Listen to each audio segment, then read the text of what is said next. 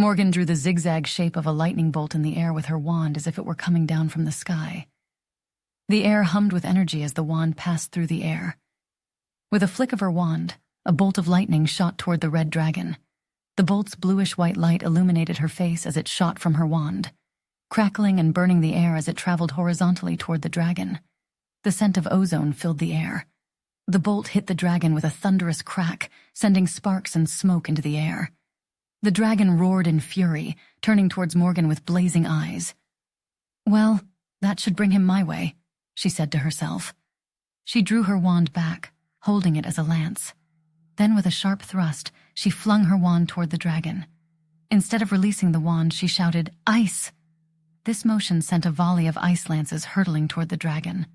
The moisture in the air froze with the cold energy as the spears of ice soared through the air. The dragon rolled in the sky, evading the first few spears, but as it neared, the dragon struggled to avoid them all. Two of the ice lances were on a direct collision course with the dragon. The dragon's eyes narrowed as it made a split-second decision, biting down on one of the spears with a sharp snap of its jaws. The ice shattered, spraying shards in all directions. The other spear of ice was almost upon the dragon. The dragon expelled flame from its nostrils, melting the ice into a cloud of steam.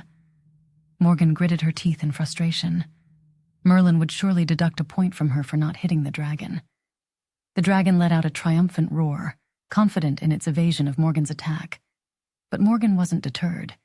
She knew that fire dragons had a natural strength against ice attacks. "Don't just hurl a bunch of random spells," she could almost hear Merlin scolding. "Use your brain and think." Morgan lowered her wand to her waist and tapped it on her fist. She made a quick outward motion as if her fist exploded. She then trained her wand on the nearing dragon and said, "Plasma." She cast a spell orb with sparkling tendrils from her wand toward the dragon.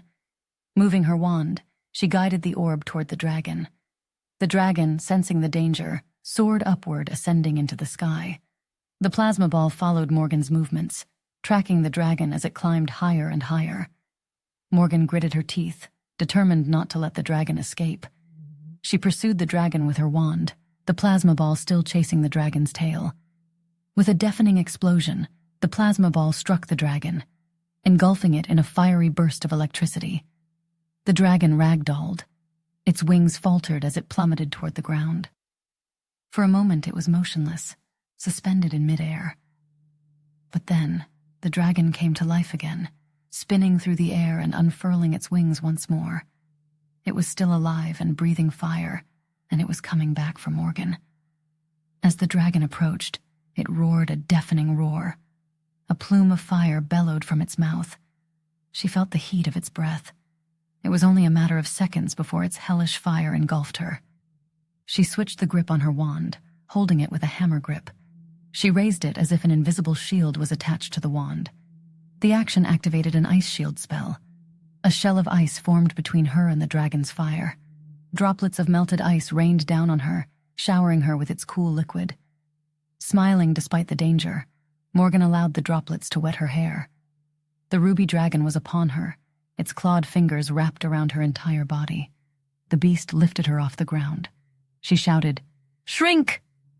The beast's paw opened and its eyes squinted, inspecting its prize. She had vanished, or so the beast must have thought. She had shrunk herself to the size of a scorpion and had crawled up the dragon's paw. When she was on the forearm, she grew back to her normal size. She leaped into the air with a quick thrust from her legs. As she fell, she swung her wand down like a sword. Her movement activated an emerald green plasma blade. The blade severed the dragon's paw from the beast's arm. The dragon let out a roar, its enormous maw only inches from Morgan. The force of its breath blew her wet hair back. She gagged at the smell of the dragon's breath. The odor was a combination of blood and gasoline.